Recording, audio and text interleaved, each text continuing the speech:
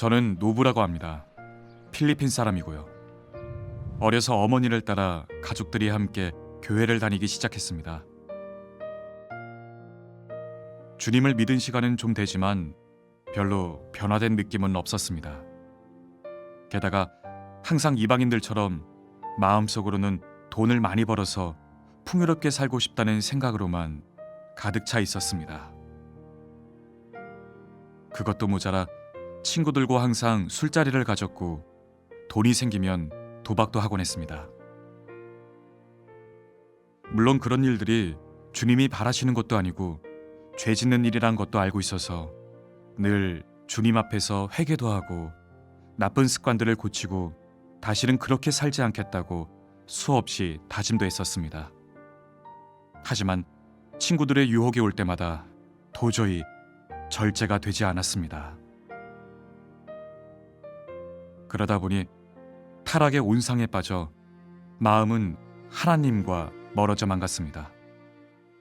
주님께 진심 어린 기도를 하는 횟수는 줄어들고 간혹 간단한 몇 마디로 대충 넘기곤 했습니다. 심지어 주님이 다시 오셔서 각 사람의 행한 대로 심판하시며 천국과 지옥을 결정하실 때 저같이 타락된 사람은 더 이상 하나님께서 용서하시지 않을 거란 생각에 절망에 빠지기도 했었습니다.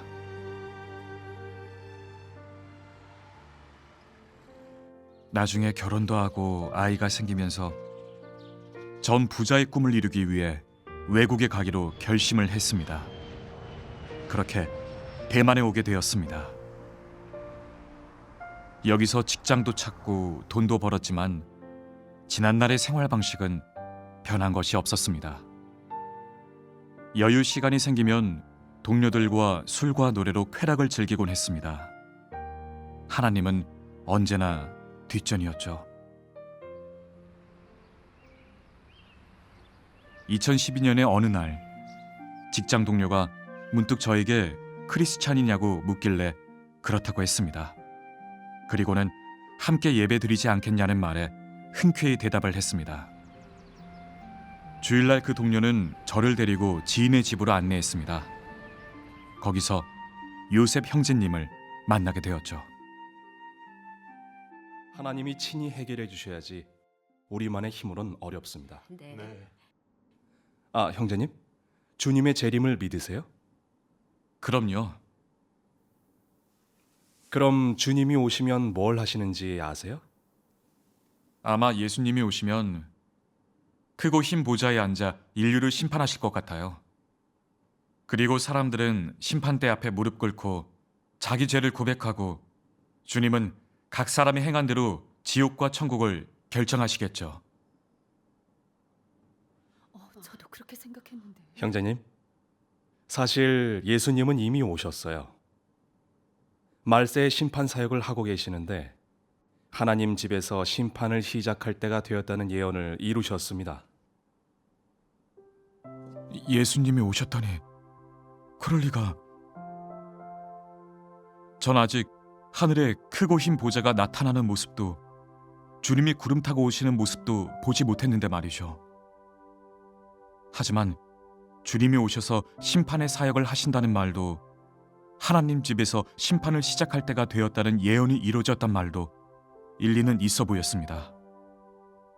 하나님의 지혜는 측량할 수 없으니 알아보기로 했습니다. 형제님, 주님이 정말 오셨는지는 저도 잘 모르겠습니다. 근데 일단 들어볼게요. 주께서 오시면 진리로 심판 사역을 하실 거란 예언은 성경에 많이 있어요. 베드로전서 4장 17절 같은 경우엔 여기요. 하나님 집에서 심판을 시작할 때가 되었다고 했고, 그리고 요한복음 16장 12, 13절에는 내가 아직도 너희에게 이를 것이 많으나 지금은 너희가 감당치 못하리라.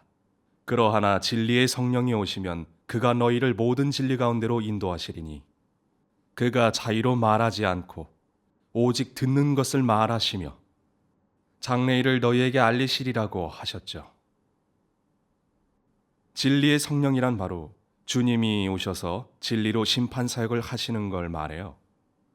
말세의 주님은 성육신한 인자의 모습으로 나타나 역사하시는데 은혜 시대 구속 사역의 기초에서 진리를 발표해 하나님 집에서부터 심판 사역을 시작하셨어요. 그 심판 사역이 우리를 철저히 정결케 하고 구원하는 사역입니다. 네. 바로 예수님의 예언이 이루어진 거죠. 사람이 내 말을 듣고 지키지 아니할지라도 내가 저를 심판하지 아니하노라. 내가 온 것은 세상을 심판하려 함이 아니요 세상을 구원하려 함이로라.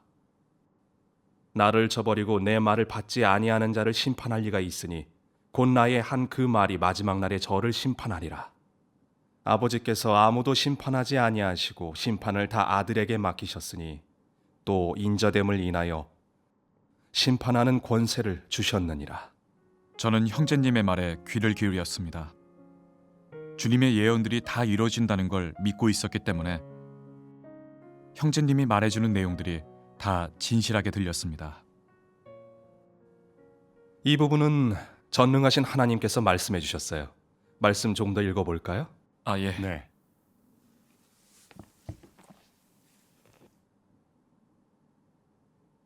읽겠습니다. 심판 사역은 하나님 자신의 사역이므로 당연히 하나님 자신이 친히 해야 한다. 이 사역은 사람이 대신할 수 없다.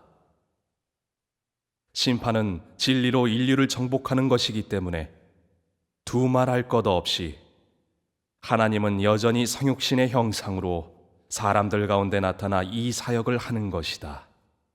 다시 말해 말세의 그리스도는 진리로 만방의 사람을 가르치는데 모든 진리를 그들에게 효유하는 것이다. 이것이 바로 하나님의 심판 사역이다.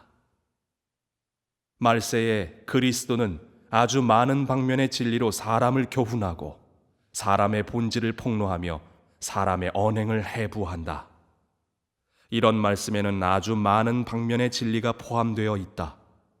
예를 들면 사람의 본분, 사람이 하나님께 어떻게 순복해야 하는지, 하나님께 어떻게 충성해야 하는지, 어떻게 정상 인성을 살아내야 하는지, 하나님의 지혜, 하나님의 성품 등등이 있다. 이런 말씀은 모두 사람의 본질과 폐괴 성정에 초점을 둔 것이다. 특히 사람이 어떻게 하나님을 저버렸는지를 폭로한 말씀들은 더욱 사람이 본래 사탄의 화신이고 하나님의 적대 세력이라는 것에 초점을 두어 말한 것이다. 하나님이 하는 심판 사역은 두세 마디로 사람의 본성을 다 드러내는 것이 아니라 장기적으로 폭로하고 훈계하고 책망하는 것이다.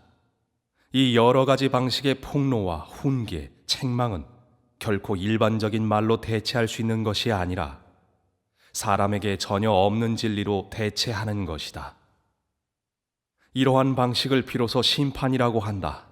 이런 심판만이 사람을 복종시킬 수 있고 하나님에 대해 신복 구복하게 할 뿐만 아니라 하나님에 대해 참된 인식도 있게 할 수 있다. 심판 사역으로 사람은 하나님의 본래 모습에 대해 알 수 있고 패역 진상에 대해 인식할 수 있게 된다. 심판 사역으로 사람은 하나님의 뜻을 깨닫게 되었고 하나님의 사역 취지에 대해 많이 깨닫게 되었으며 사람이 알 수 없었던 심오한 비밀을 많이 알게 되었고 또한 사람의 폐괴된 실질과 폐괴된 근본 원인도 인식하고 알게 되었으며 사람의 추악한 몰골도 발견하게 되었다. 이런 사역의 효과는 모두 심판 사역으로 생긴 것이다. 왜냐하면 심판 사역의 실질은 사실 하나님의 진리, 길, 생명을 하나님을 믿는 모든 사람에게 열어놓는 사역이기 때문이다. 이 사역이 바로 하나님이 하는 심판 사역이다. 말씀을 읽고 요셉 형제님은 하나님의 말세 사역에 관한 진리를 이야기해 줬습니다. 그리고 하나님께서 성육신에 진리를 발표해 심판하시는 의미도 알려줬습니다. 전능하신 하나님 말씀과 형제님의 교제를 통해 하나님의 역사는 현실적이고 초자연적이지 않다는 걸 깨달았습니다. 하나님의 말세의 심판 사역은 제가 상상하고 있었던 것처럼 하나님께서 하늘에 큰 탁자를 놓으신 다음 하나님은 흰 보좌에 앉으시고 사람들은 하나님 앞에서 심판을 기다리는데 하나님이 죄목을 하나하나 나열하여 우리들의 선행과 악행을 판단해 천국과 지옥을 결정하시는 모습이 아니었습니다. 바로 성육신으로 세상에 오셔서 진리를 발표하시고 사람의 죄를 심판하고 사람이 타락된 진상과 하나님을 대적하는 사탄의 본성을 드러내는 것이었습니다. 요셉 형제님은 계속 말했습니다. 우리의 교만하고 간사하고 이기적인 등등 사탄 성정은 다 하나님께 심판받아야만 정결케 될 수 있죠. 하나님 심판사에게 취지는 바로 자신의 타락한 모습과 추악한 모습을 발견하고 하나님을 대적하고 배반하는 본질을 발견한 후 참으로 사탄에게 깊이 타락되고 사탄의 성정으로 가득하며 정말 사탄의 화신이고 멸망의 대상이라는 걸 알게 되는 겁니다. 그래야 진정 자신을 미워하고 저주해 사탄을 배반할 수 있습니다. 그리고 하나님 말씀의 심판 형벌 속에서 하나님의 거스를 수 없는 공의롭고 거룩하신 성품도 알게 돼 어느새 하나님을 경외하는 마음을 가지고 더는 멋대로 행해 하나님을 대적하지 않게 되죠. 그러면 육체를 배반하고 진리를 실행해 생명 성정의 변화가 생길 수 있고 진정으로 하나님을 경배하며 순복하게 됩니다. 그런 사람은 완전히 정결케 되고 구원받은 사람이라 하나님 나라에 들어갈 자격이 주어지죠. 아멘. 하나님의 말세 심판을 거부한 자들은 영원히 정결케 되지 못해 하나님 역사에서 도태돼 천국에 갈 기회를 잃게 되는 겁니다. 요셉 형제님의 얘기를 통해 하나님의 구원 사역은 정말 너무 진실하다는 걸 느꼈습니다. 제 자신을 돌아보면 항상 주님께 회개하며 다신 죄짓지 않겠다 다짐하고도 돌아서면 거짓말과 간사한 마음으로 또 죄를 짓곤 했었습니다. 심지어 늘 교만하고 자고자대하며 독선적인 사탄 성정을 보이며 죄짓고 회개하고 죄짓고 회개하는 쳇바퀴 속에서 고통스럽게 살았습니다.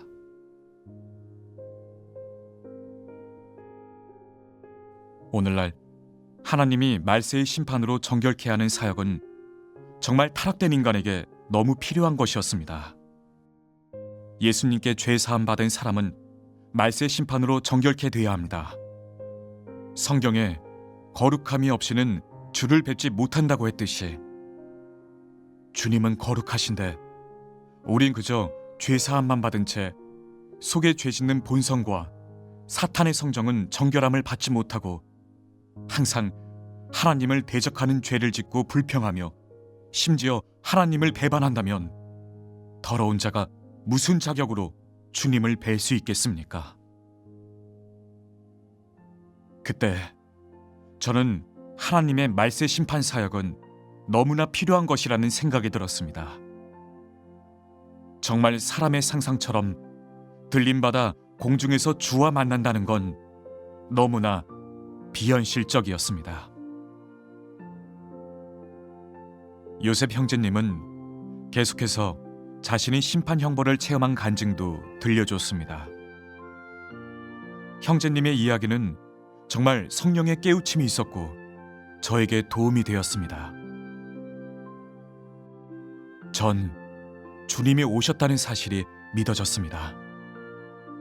그래서 주님을 영접할 기회를 놓칠 수 없어 하나님의 말세 사역을 알아보기로 마음먹었습니다. 그리고 요셉 형제님은 저에게 하나님의 말씀책을 한 권 주었습니다. 저는 정말 기뻤습니다. 저녁에 숙소로 돌아와 밤새 말씀을 보았습니다. 그러다 이런 말씀을 보게 됐습니다.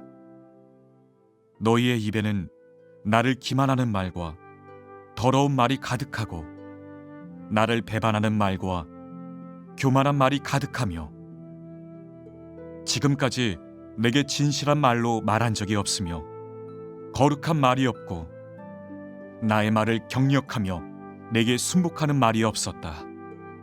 너희의 믿음은 도대체 어떠한가? 너희의 마음은 욕망과 돈으로 가득 찼고 너희 머리는 물질로 가득 찼다. 너희는 날마다 내게서 무언가 받아내고자 계산하고 있고 날마다 내게서 얻은 돈과 물질의 양을 계산하고 있으며 더 많은 축복이 너희에게 임하여 더 많고 더 좋은 물질을 누릴 수 있기를 날마다 기다리고 있다. 너희가 시시각각 생각하는 것은 내가 아니고 내게서 온 진리도 아니라 너희의 남편과 아내와 자녀이고 너희가 먹고 입는 것이며 생각하는 것은 너희가 더 잘 누리고 더 좋은 것을 누릴 수 있겠는가 하는 것이다. 너희가 자신의 배를 가득 채운다고 해도 여전히 시체가 아니냐? 너희가 외모를 아주 화려하게 꾸밀지라도 여전히 생기 없는 산송장이 아니냐? 너희는 모두 자신의 배를 위해 머리가 희도록 고생하지만 내 사역을 위해 털끝 하나라도 바치는 자는 아무도 없다. 너희는 육체와 자녀를 위해 바삐 보내고 머리를 쥐어짜도 내 마음을 위해 조급해하고 걱정하는 자는 아무도 없다. 그럼에도 내게서 무엇을 얻으려고 하느냐? 이 말씀은 저의 삶과 제 마음의 실제 상황을 드러내신 것이었습니다. 정말 날성검처럼 마비되었던 제 심령 깊은 곳을 찌르고 있었습니다.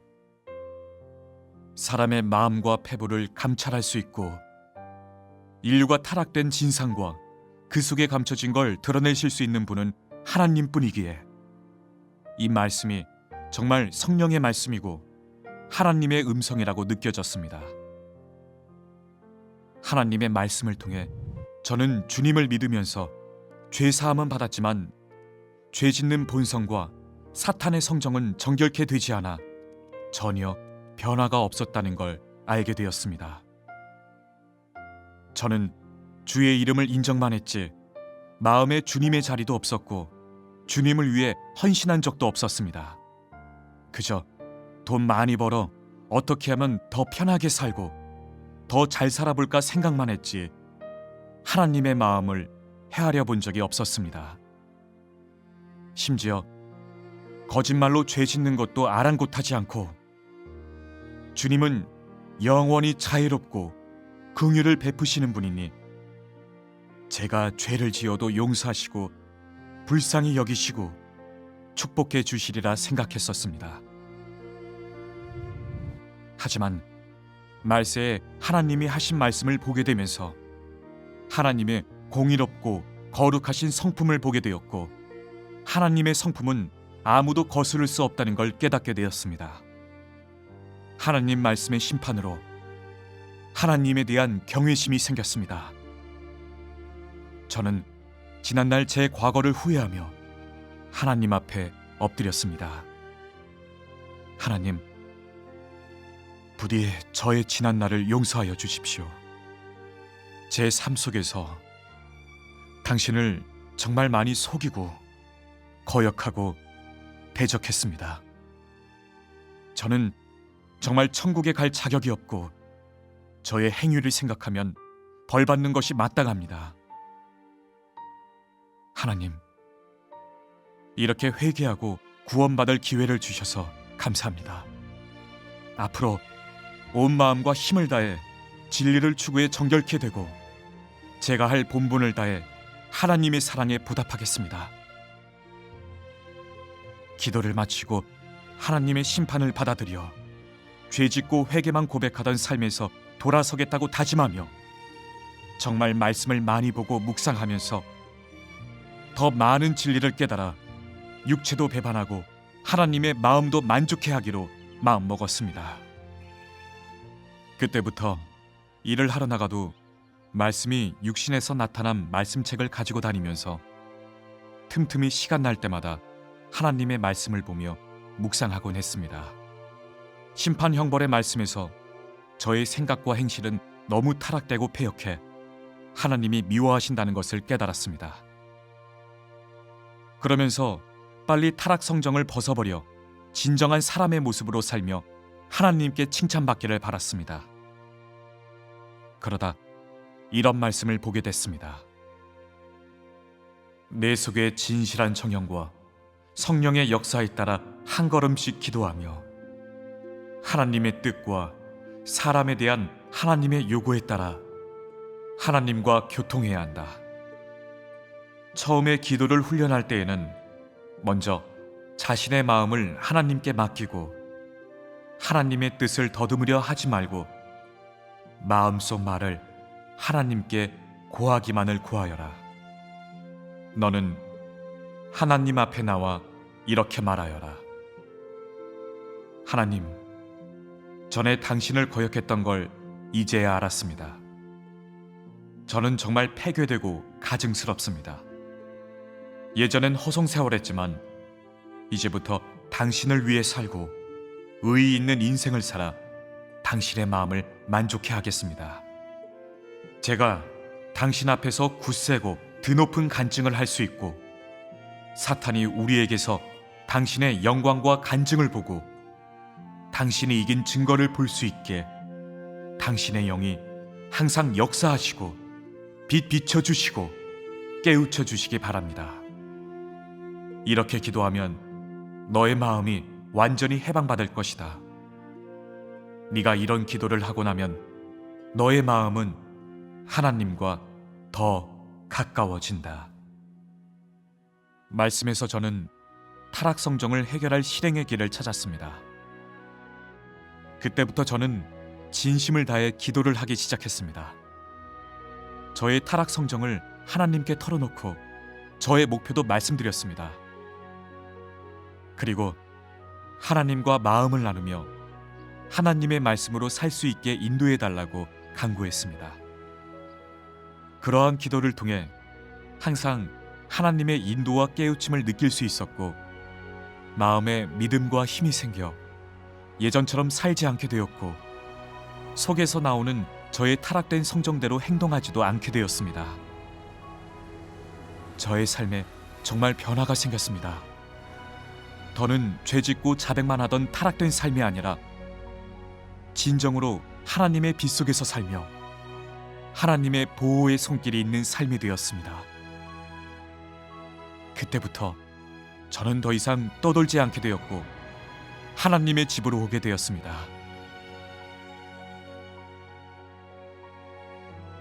2년 뒤 저는 필리핀으로 돌아왔습니다. 필리핀에도 하나님께서 택하신 많은 형제자매가 있다는 걸 알게 됐고 정말 너무나 기뻤습니다. 지금은 교회에서 형제자매들과 하나님 말씀을 나누며 교회 생활을 하고 있습니다. 우리는 서로 도와주고 붙들어주며 너도 나도 진리를 추구하고 생명 성정이 변화받아 하나님께 구원받으려고 노력합니다. 또한 다른 사람들도 우리와 함께 하나님의 말세 구원을 받을 수 있도록 필리핀과 외국인 전도에 힘쓰고 있습니다. 이제는 정말 퇴폐적이고 타락되었던 삶에서 벗어나 날마다 충실하고 행복한 삶을 살고 있습니다. 저에게 인생의 목표와 방향을 찾아주시고 인생의 바른 길로 이끌어주신 전능하신 하나님께 감사드립니다. 저는 이런 삶이 가장 의의 있는 인생이라고 느껴집니다. 紧紧跟随神的教宗，接受国度实际操练，神话审判如两人理解，心思意念被神揭穿，狂妄自大，自私诡诈，伪装欺骗被显明出来，我才看清自己败坏真相，无地自容扑到身前。感谢赞美全能神，你的性情公义圣洁。